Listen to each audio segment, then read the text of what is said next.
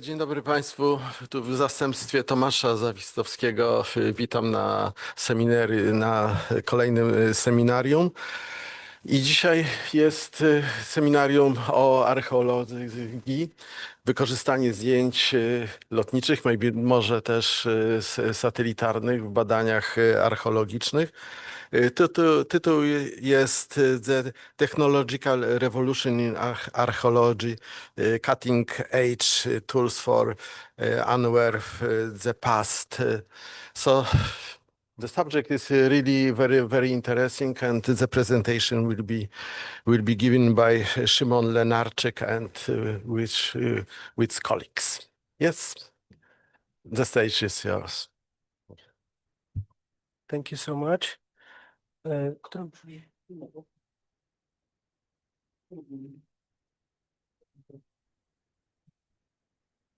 First of all, thank you for the invitation. We are really glad that we there's opportunity to show you what kind of archaeology now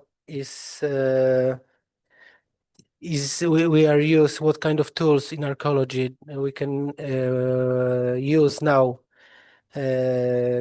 working with old materials, working with old tools, with so-called classical archaeology, and connecting it with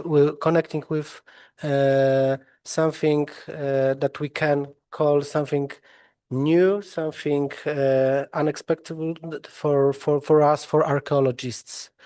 We are working, my colleagues and I, we are working mainly in Jewish and in Jewish cemeteries, and during our but it's not only the places that we are working.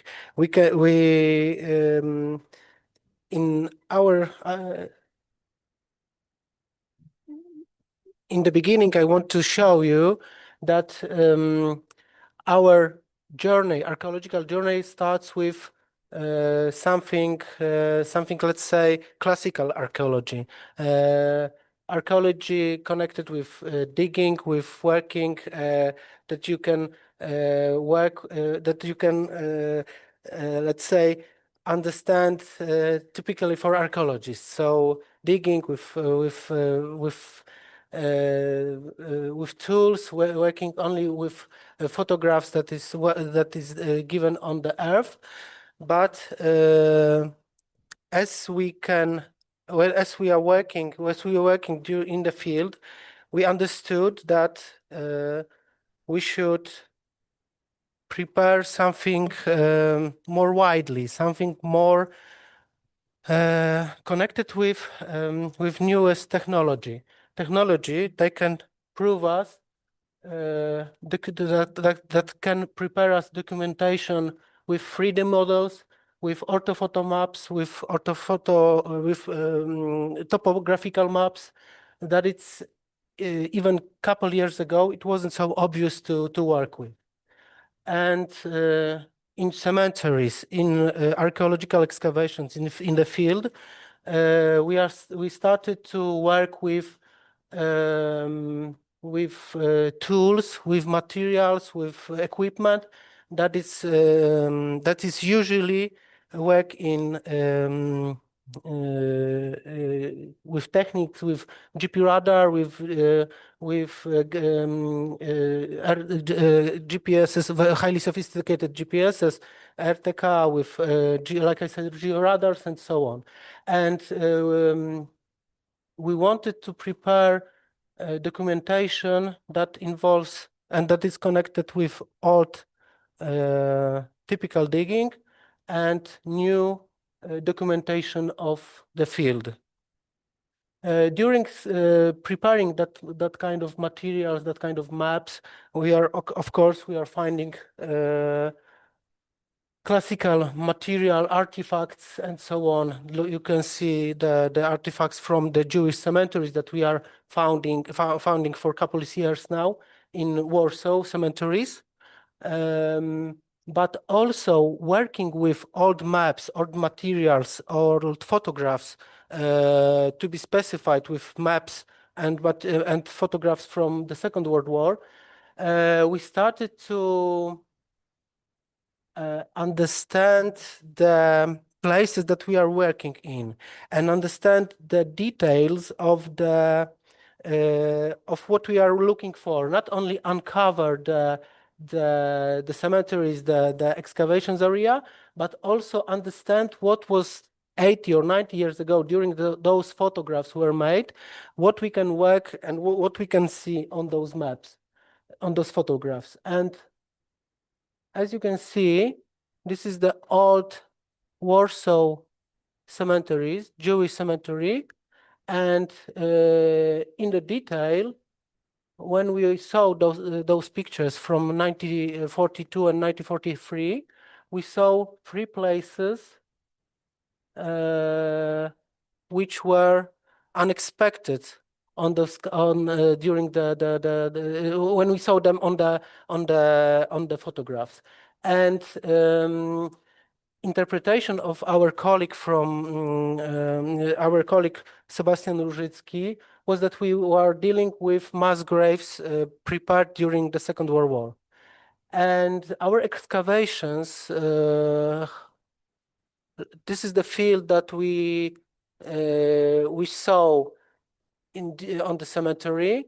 After taking off 30 or 40 centimeters of the soil, we found that kind of shapes, and comparing with old photographs, we could know, we knew that we are dealing with we can prepare the trenches, and we knew that there inside those holes there are thousands of people. They were buried during the Second World War. So working with old materials, with old photographs, old maps, and we can deal with we can prepare the field, and there is no possibility to work. Let's say there is no understanding the field. We know what we are looking. We know where should we look it, and we know what kind of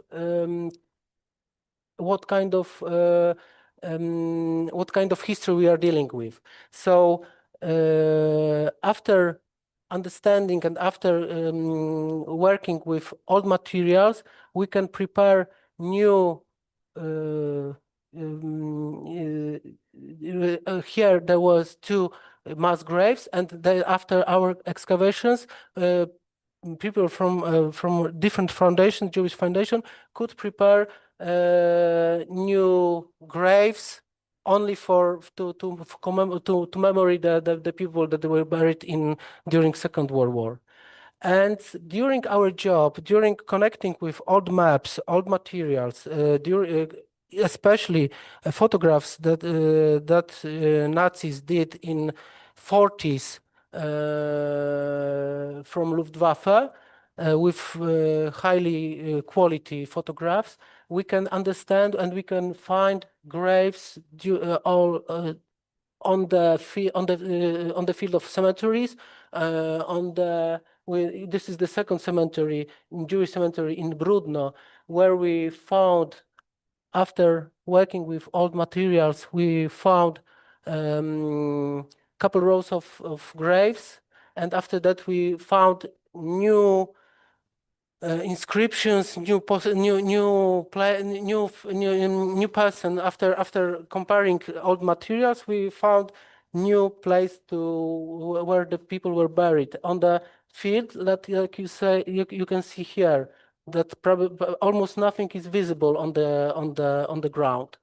In the same place, we found old photograph from 1943. In the entrance of the cemetery, there was a building. It was called pre-burial house. In every entry, almost every entry into Jewish cemetery, there is something like that. And during the Second World War, the building was totally damaged, collapsed in 1944. and we knew that there was a place that that building were. Working with RTK, with highly sophisticated GPS, in our opinion, sophisticated GPS and GPR prepared maps that my colleague will tell you about it, we found a place on the cemetery that we could connect with a building that we were looking for. And after classical digging, after classical taking off the soil from the earth, after taking almost 1.5 meter from the soil from the ground, we found some pieces of foundations of the building, pre-burial building that when the cemetery was working, bodies were preparing. The people's bodies were prepared here in those walls of that building. So working with old maps, connecting with dealing with GPR, GPSs, and classical archaeology, we can dig and we can find things that are not so obvious, because now those places, those cemeteries are almost totally abandoned, almost totally not working. So we are, in many cases, we are working almost in the bushes, in forest, without any idea when we should, where should we start. So working with old classical archives, like here in synagogues in Goldberg, in Weinberg, in Otwock, we found old map of the synagogue. We compare it with today's field. We by GPR we found just couple remains of the walls in the field, and after that we uncovered by classical archaeology, with digging, we uncovered some pieces of walls and foundations and stairs here in the field. The same situation was with the second synagogue, Weinberg synagogue, also in Otwock, that we found only small parts of the foundation that was totally abandoned, totally we found just a couple pieces of foundations, but working with, like I said, working with old maps and old photographs, we knew that the synagogue was somewhere in the field, and we put it, we found where, and we can dig just couple things of that building. The same situation we found. It's not only in Jewish cemeteries, in Jewish cemeteries in Warsaw. We are working in cemeteries, different cemeteries, in Jewish cemeteries in Poland, and one of the cases was in Wyszogród, when where there was a place that in 1830 there was a cemetery, and we found only old map of the borders of the cemetery. And during 1950s, there was a factory that totally destroyed the place of the cemetery. So comparing old map with photographs from 50s, and we found the walls and the foundations of the walls in the field. And after that, we prepared small trenches to check, is there in the field there's some remains of the cemetery. We found some bodies, so that's why we knew that we are dealing with necropole, Jewish necropole, and in that case it was possible to rescue that cemetery because there was a guy who wanted to build on the field some building, and he wanted to just in a couple of days that without our work, in a couple of days it was possible him to do it. The next thing, the next place is in Optov. In Jewish tradition, if there's a guy who is very important for society of Jews, he's called, let's call it tzaddik. On the top of his grave, there's a tradition to build a small building, and on photographs in 40s and 50s. We found 1, 2, and 3 small shapes of the buildings. After that, we found it. Of course, we check it by GPS where those points are now in the field, and we found only the negatives of walls, of foundations of the walls. You can see those shapes here. And yeah, after that, after our investigation and after digging the area, we knew pointly. We didn't have to uncover the huge area of the cemetery because there was no possibility to do it. We just did pointly uncovered the trenches, and we found the things that we wanted to see. So those 2 ohels. The same situation is if Defka Treblinka. We are working there for a couple of years, and we are after 4 seasons of working, we found gas chambers of the newest gas chambers. After basing of old maps and photographs, we found this building with 5-10 rooms. We found it in a field, only uncovering only 40 centimeters of the soil on the top, from the top of the area, and we found negatives of walls and foundations of the building in the field. So and this year, 2025, we found the road that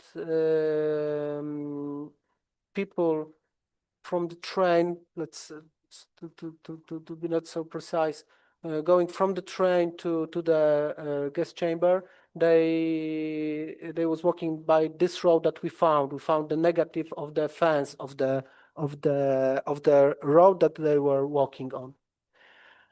And now my colleague will tell you a little bit more about the PR. Yes, hello everyone. My name is Paweł Czernic. I'm a master of geomatics. Now I'm doing my PhD. It's funny because I'm doing my PhD in space, especially I'm modeling Mars terrain. So I can say I'm dealing with past and with future using current techniques. I think it's quite funny, but it's also very give me a lot of opportunities to see at some problems from different perspectives. So here you can see one of the biggest Muslim cemetery in Poland, in Podlasie Voivodeship. In Muslim, I mean it's mostly Tatars cemetery. And what can we see here? At the right-hand side, you can see orthophoto maps created using drone. But usually we use drone. We plan the mission, and the drone go taking photos automatically. But here it's a little bit different case, because Szymon have to do the flight manually below the trees, because the cemetery is covered by trees, and we are interested in the terrain, especially in the visible graves on the ground. So we have to do it a little bit different than normally we can do it. You can ask, okay, we can do it using LiDAR data, but LiDAR data gives us a point cloud. Okay, even if it's a colored point cloud, it's not so clear and not so precise to see small graves. As you can see, for example, here we have only small pieces of stone, which are mostly buried, and it's very little part of the stone is visible. So to get the inventory of the whole cemetery, it's necessary to do it in that way. Also here we can see these different kinds of markers. These graves are detected using GPR technology, so ground penetrating radar. And after that, Szymon's team do the excavation and dig this stone and put it on the ground. Here we can see two different products from this drone photogrammetry. Here we can see a digital surface model. So the model which include it shows the height of the terrain, and it shows everything. So here you can see, for example, existing graves. We can see also some artifacts from the trees and so on. But thanks to the machine learning based algorithms, we can classify point cloud to obtain digital terrain model. Which showed us only points which are classified on the ground. So I hope you clearly see that on the DSM, the overall terrain is not so well visible. And on the DTM model, we can clearly see that the cemetery is placed on the hill. Yes. Okay. What I also do when I cooperating with archaeologists. Here you can see some 3D model of the monument from the cemetery in Vilnius. It's also photogrammetry using structure from motion algorithm. I'm not sure if anyone here it's familiar with this kind of algorithms and data processing, but we can use data from the drones as you see before, or we can use handheld camera with enough overlapping between the photos. We can also create very detailed and we can say photorealistic models. It's also a metrical one, so it's a digital copy of this object. Sometimes it's crucial, as we know, for example, in case of Notre Dame. It's the Notre Dame before this big fire.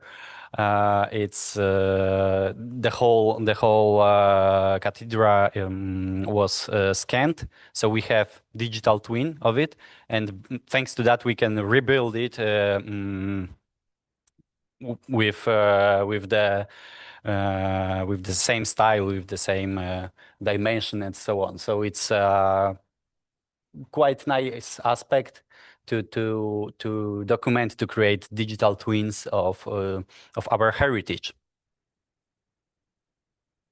Okay. Oh, perfect. GIF is working. Now I want to show you some very nice technology. It's called RTI, Reflected Transform. I don't remember the last word, but it's quite simple to do. As you can see here, these photos are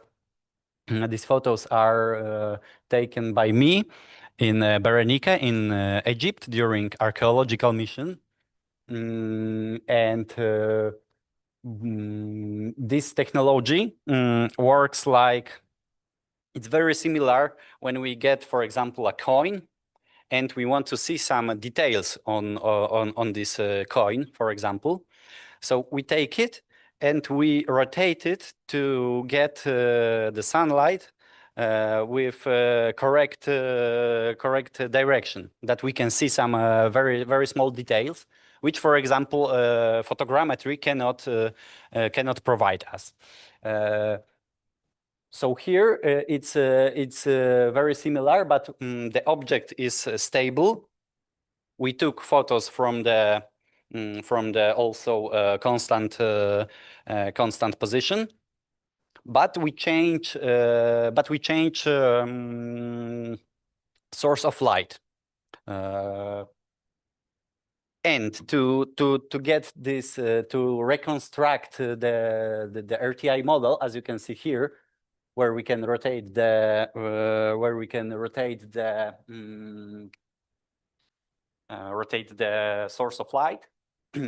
It's necessary to place nearby our object the black sphere. This one is funny because it's a plastic Christmas bulb, which when we decide in the field to do it, one of our colleagues which was coming later to the archaeological mission by the normal black Christmas bulb, and thanks to that we can estimate the angle from which light are pointing the object, and we can reconstruct the, let's say, continuous model of the lights from different directions. It's open software, this solution. A fun fact, at the beginning of that technology, Hewlett and Packard patented that, but after a few years they decided they don't know how to use it to earn money, so they put it into the open source, and archaeologists and photogrammetrists found that it's quite nice technology, quite easygoing, and allows us to create digital models with very high detailed structures, which the typical photogrammetry have struggled to do this in that kind of precision. Okay, few words about GPR measurements. Here you can see the photos from the archaeological mission, Polish archaeological mission in Kuwait. directed by Warsaw University.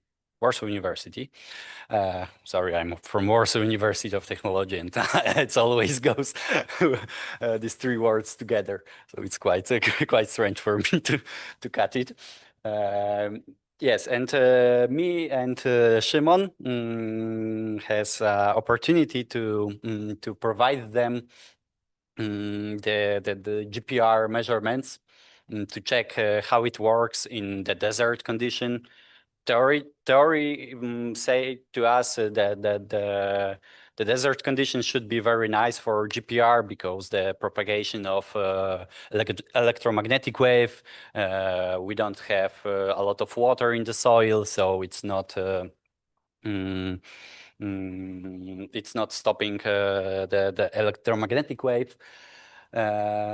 But as always, we have to check before how it works. And as you can see here, it works as we expected quite well. Here you can see the GPR B scan, so it's a, let's say, vertical profile of the terrain. I put some initial interpretation on this profile, so we can see, for example, here it's a line of bedrock, visible line of bedrock. We can see also some anomalies typical for linear object, so we can assume that it could be walls of the old houses. So after interpreting the whole polygons, we can map, we can calculate this position from the profiles and put it on the map to get some results for archaeologists.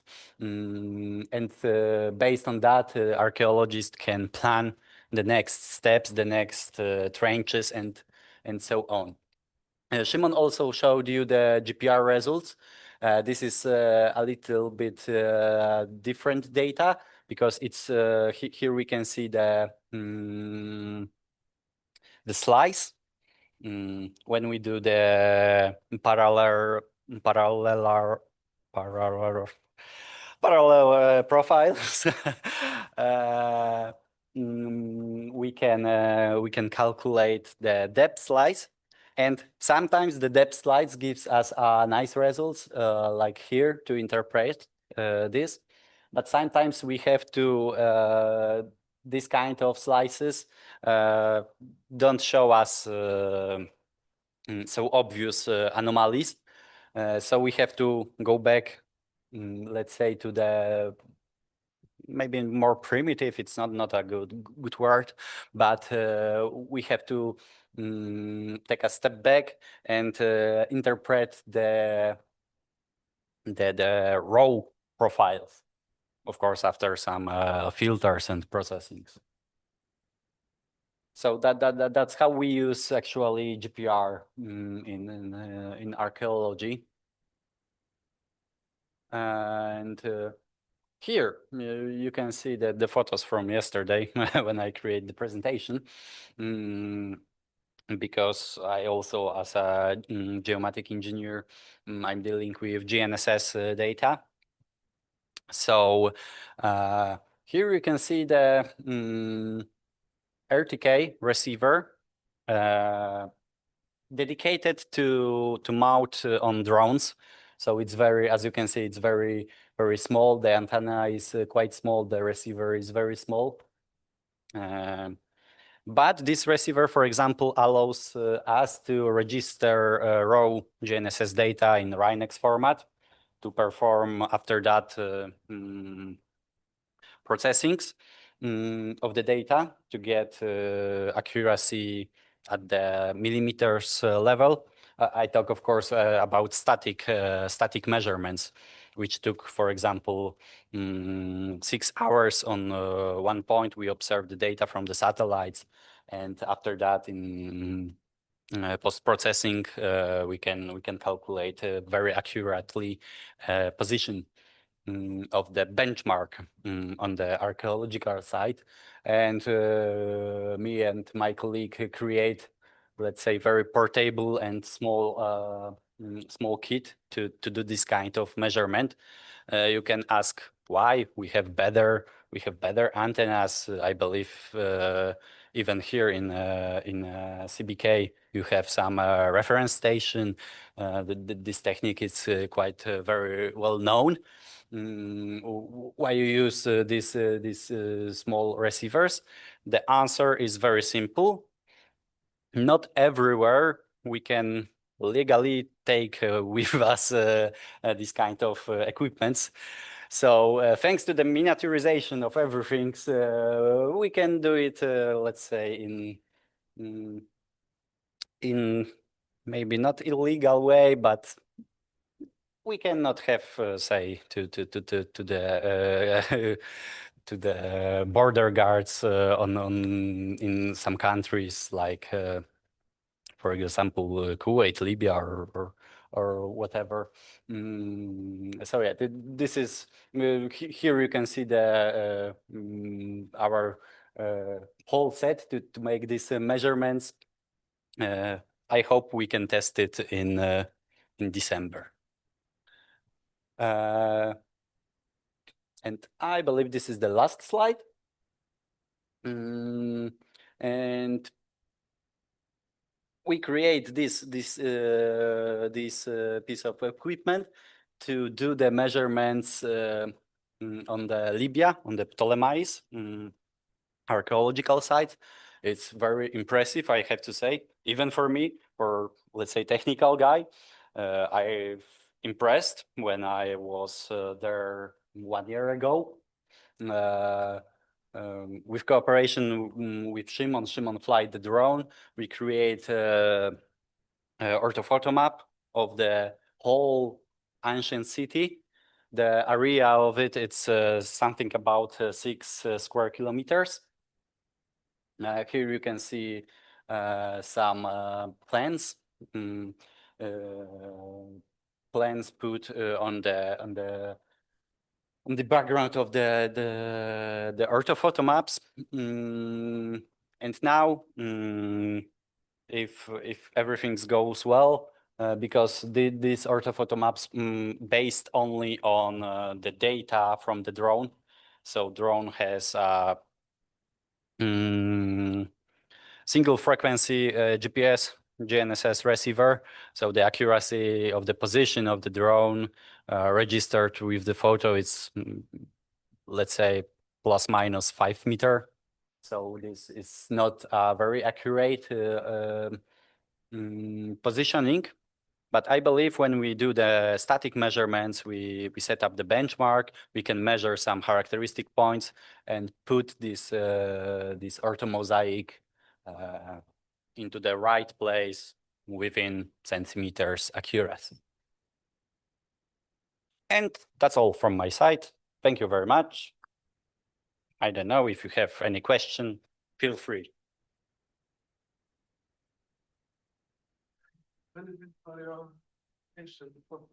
For me, it was really very interesting because I'm processing satellite images, and you are oriented more on aerial and Yes. drone images because of resolution. Resolution, of course. Yes, of course. Maybe for example, in case of the Ptolemais, when we have 6 square kilometers ancient city, quite well preserved, we can use the satellite data. But for example, in Kuwait or other places, the resolution from the satellites, I'm not sure what's the highest resolution now. 30 centimeters? It depends. Usually it depends of the money. If you would like use free images, it will be 10 meters. Yeah. But you know, also it's possible to order satellite images with pixel size about 50 centimeters. Okay. And I believe military has centimeters. We can talk about it. So, you know, my first question was about the use of satellite images. So in this moment, I have the answer. So the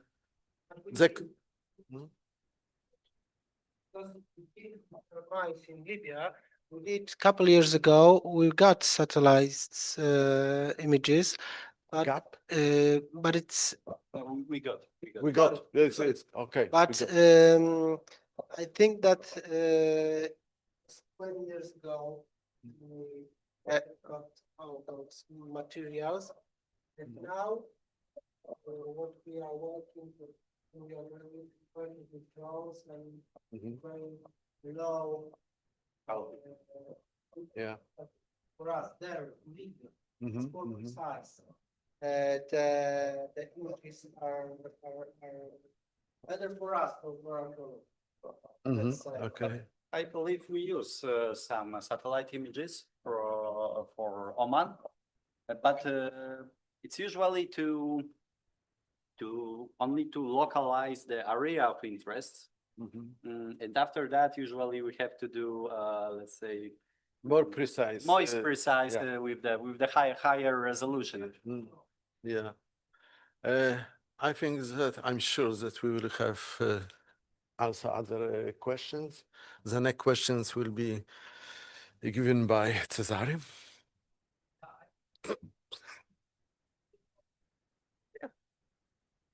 Yes, of course. You know, we started with English because the title was. Ja mam pierwsze pytanie dotyczące początku, a mianowicie, co jest, jak poszukujecie, co jest tym elementem, jak wygląda proces? To znaczy, czy tam jest na przykład, trafiacie na jakieś zdjęcie i to zdjęcie inspiruje do dalszych prac, czy na przykład wiecie, podejrzewacie, że w jakimś tam terenie coś tam może być, w tym momencie startujecie z procesem wyszukiwania zdjęć i tak dalej.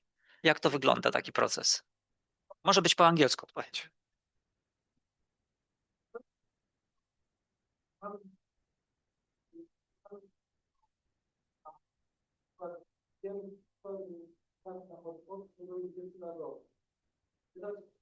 Znając informacje o nagrodach, próbujemy znaleźć materiały, które by wizualizowały albo pozycjonowały w terenie te obiekty. Znajdujemy stare zdjęcia czy stare mapy.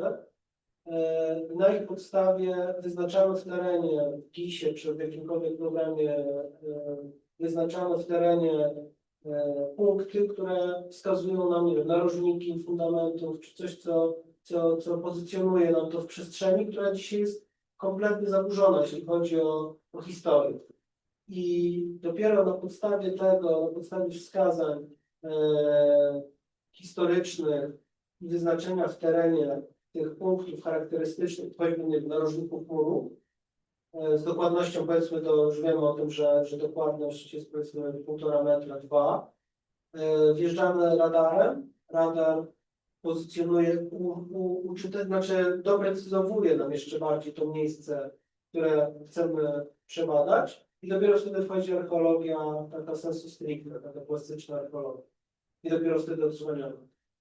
Więc proces jest odwrócony, to znaczy to nie jest tak, że znajdujemy zdjęcie i szukamy ciekawych rzeczy oczywiście na tym zdjęciu, tylko raczej najpierw idea odkopania czy znalezienia danego obiektu rezonuje na zaangażowanie jak najszerszej skali procesów, które mogą spozycjonować to miejsce. Czyli stare mapy, stare zdjęcia, interpretacja, bo to nie jest takie, na przykład pokazywałem tam zdjęcia grobów macowych czy grobów zbiorowych stworzonych podczas II wojny światowej.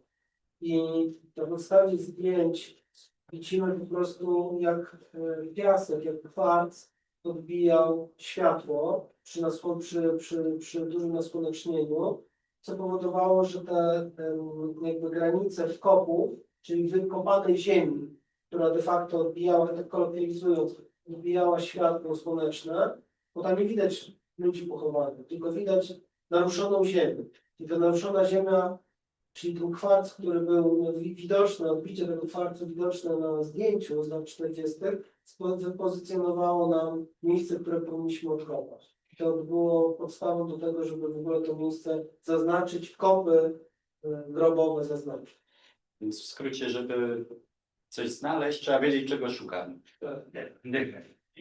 Zależy, jakie jest pytanie, projekt. Czasami jest tak, że jest po prostu badane jakieś stanowisko, tak jak w Libii, czy w zagranicznych miejscach, które ma jakiś tam szerszy jakby zakres pytań badawczych, naukowych, są badane A do B. A czasami jest tak, że w Polsce wiele badań ma charakter ratunkowy, czyli ratowniczy. Znaczy jest wykonana inwestycja albo już trwa nawet często i w trakcie znajduje się jakieś pozostałości zabytkowe, archeologiczne. No i wtedy jakby jest, według prawa muszą wejść archeolodzy, żeby zobaczyć, co tam się dzieje. I te wszystkie badania, my nazywamy badaniami inwazyjne, czyli georadar, ortografia. Czy nie jest takie oczywiste w takim klasycznym pojęciu archeologicznym? Archeologia jakby wiąże się z odkopaniem. To nam jakby te badania wszystkie przed samym odkopywaniem zawężają nam jak najbardziej obszar poszukiwań. Bo obszar, nie wiem, z kilkuset metrów kwadratowych nam się zawęża do kilku metrów kwadratowych, gdzie się spodziewamy poszukiwania. Natomiast w archeologii nigdy bez kopania takiego bezpośredniego nie będziemy mieć potwierdzenia. Natomiast te wszystkie nowoczesne techniki nam bardzo ułatwiają i ten proces właśnie przed samym odkrywaniem, ale też czasami też okazuje się, że nie trzeba też w ogóle, tak? Bo jednak też ta archeologia klasyczna, czyli wykonująca eksplorację, zawsze jest w jakimś tam stopniu naruszeniem tego stanu, który jest. I tej tkanki zabytkowej też. Tak, dziękuję bardzo. To od razu tutaj przyszedłem odpowiedź chyba na to chciałem zadać, bo tutaj czuję w ten sposób, nie jestem archeologiem, ale zawsze znam takie na te najfajniejsze archeologii, to jest prace nowe, odkopywanie, ten pędzelek i tak dalej, sitość. Ta magia archeologii została właśnie techniki, jak przynajmniej ja tak to odbieram, odsuwają was od tego pracy. Znaczy, trochę odsuwają, ale musimy pamiętać, że archeologia taki rozumiana taka sensu stricte, ci tuzy archeologii, czyli profesor Michałowski i badania lat 30., 40., kiedy rządowe dotacje były, czy 50., kiedy po prostu duże środki były ułożone państwowe, powiedzmy, czy lata 70., kiedy rzeczywiście były wykopaliska w Egipcie, w Sudanie i tak dalej, może środków było, nie przebrane to może za duże słowo, ale po prostu tego było potrzeba po prostu sukcesu. W tym momencie ograniczony budżet, oczywiście możemy tutaj mówić o dotacjach na naukę, na finansowania, które jest coraz mniejsze, które jest coraz bardziej obcinane, powoduje, że musimy zawężać się jak najdokładniej, jak najbardziej precyzować nasze prace ze względu też na finanse. Po prostu musimy w punkt wejść, odsłonić, odkopać, zabezpieczyć, zadokumentować i to będzie no i taka jest idea. To taka romantyczna wizja archeologa odchodzi. Może nie pamięć, bo to za dużo, bo zawsze ta archeologia będzie funkcjonowała właśnie tym kilowkiem, łopatą i pędzelkiem, ale z drugiej strony to nie jest tak, że szukamy po horyzont, tylko my dokładnie wiemy, gdzie mamy szukać. Doprecyzowujemy do granic możliwości, do piksela, że tak powiem, interpretacja zdjęć z lat 40.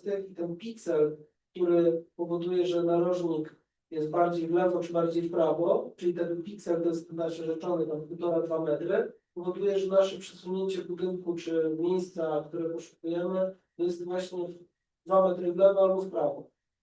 2 metry w lewo i w prawo to też jest sporo do odkopania ręcznie, ale mimo wszystko to nie jest 10 w tą czy w tamtą, tylko to już jest bardzo precyzyjne. Bardzo. Pytanie techniczne jeszcze mamy. W którymś momencie było wspomniane również chyba o wykorzystaniu maszynerii, na oczyszczania czy obróbki zdjęć. I proszę powiedzcie mi, czy wykorzystuje się, jeżeli oczywiście wiedza jest, wykorzystuje się modele, które są dedykowane do tego typu prac, tego typu zdjęć, czy jest to tworzone specjalnie? Znaczy to, co na przykład ja pokazałem, to była akurat klasyfikacja chmury punktów, tak? Czyli mamy chmurę punktów w X, Y, Z. No i że tak powiem, to jest taki machine learning na takich dość prostych, tak? Bo tam bierzemy pod uwagę spadek ziemi, tak? Sąsiedztwo po prostu każdego punktu. Więc to akurat korzystałem z jakiegoś tam gotowego rozwiązania. Ale zdarza mi się czasami coś samemu, że tak powiem. Tam po terenie Marsa. A to tak, to doktorat z tego robię. A, no właśnie. Więc jak grzebie w przyszłości i w teraźniejszości. To? Tak, w sumie Structure from Motion. Aktualnie zajmuję się danymi z Ingenuity. Więc Ale czyli po prostu te latające. Tak. ten dronik, co tam sobie.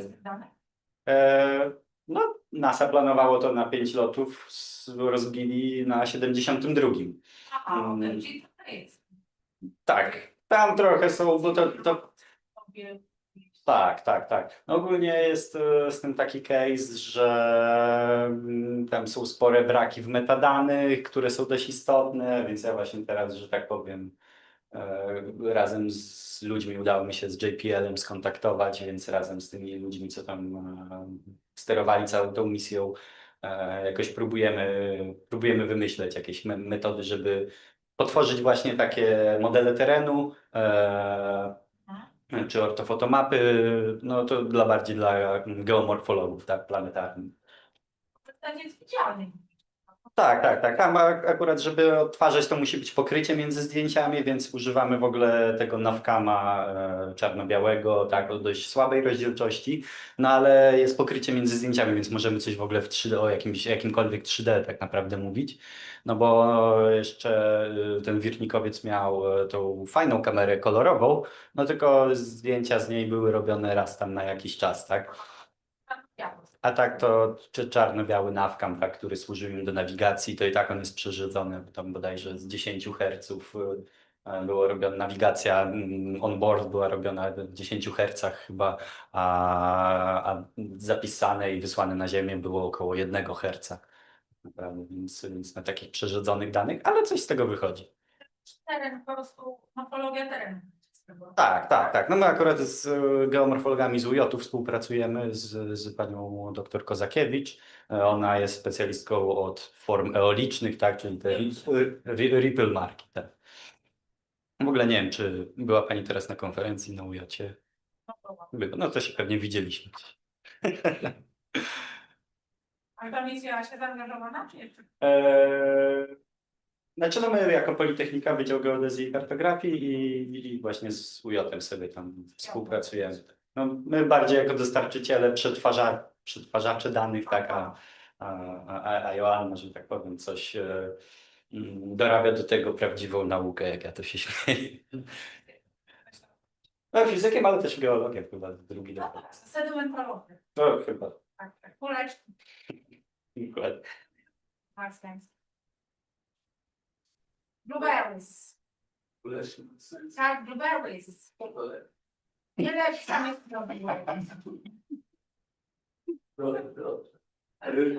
Czy jeszcze mamy jakieś pytania?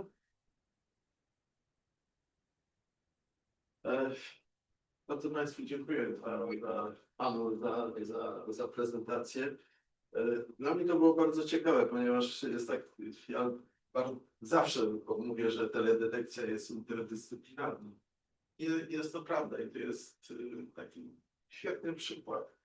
Ale miałbym jeszcze ostatnie pytanie. Jak Wy oceniacie? Interpretacja wizualna kontra obserwacje, znaczy przetwarzanie takie deep learning.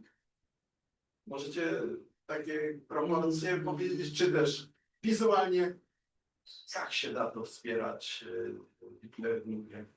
To bardzo zależy, tak? Bo jak chcemy wykrywać na poziomie całego miasta obrysy budynków, no to wiadomo, że deep learning i to w ogóle jakby nie ma o czym dyskutować.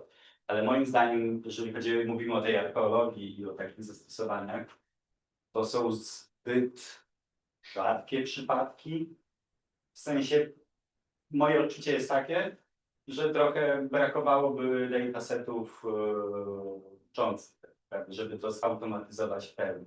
Wiem, że deep learningowo w kontekście archeologii trochę się działo, być może nadal dzieje, w kontekście lidarów, tak, bo mamy całą Polskę pokrytą lidarem, więc wiem, że tam jak to weszło, to pewnie To jest bardzo, jest to narzędzie bardzo korzystywane, że tak powiem, przez archeologów, którzy tak. rodziska, To pokazało, to w ogóle tak był dalej, game changer. funkcjonują.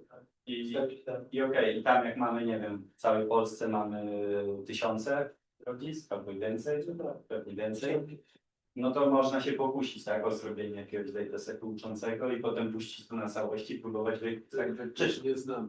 Tak, no dokładnie, wykryć nieznane. Tylko pytanie, jaka to jest skala błędu w takiej sytuacji.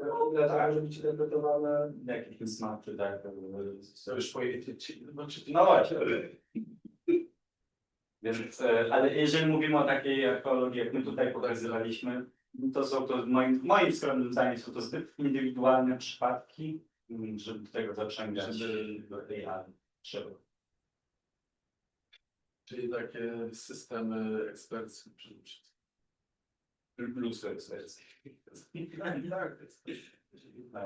Więc tak, tu chyba AI jeszcze szybko nie kroczy. No chociaż oczywiście gdzieś tam te algorytmy, tak, czy właśnie w structure from motion przy samym tworzeniu, no to już tak tam wchodząc głębiej w technikalie przy samym tworzeniu ortofotomapy, czy tam przy przetwarzaniu danych z georadaru, no to tam gdzieś są zaszyte jakieś takie machine learningowe, może nie deep learningowe, ale na pewno machine learningowe algorytmy, tak, które gdzieś tam działają. Coś pomaga. Tak, tak. Dobrze. Bardzo dziękuję i dziękuję Państwu tu i tam, którzy są tutaj. Tak. Dziękuję bardzo. Dziękuję. Jeszcze było chwilę.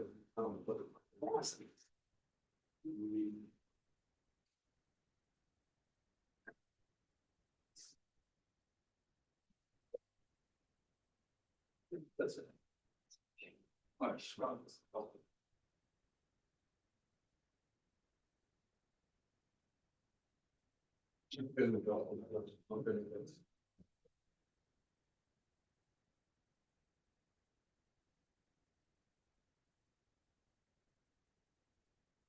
Ja jeszcze mam ustne pytanie. Dobrze, że mam profesor to z tym masą związane. Bo tutaj tak. Zresztą czułem, że w tym badaniu kosmicznym to będzie Żydowskim. Nie. Znaczy odwiesione guziki chciałem się spytać, bo tutaj moglibyśmy jajo, żeby tam odkrywać te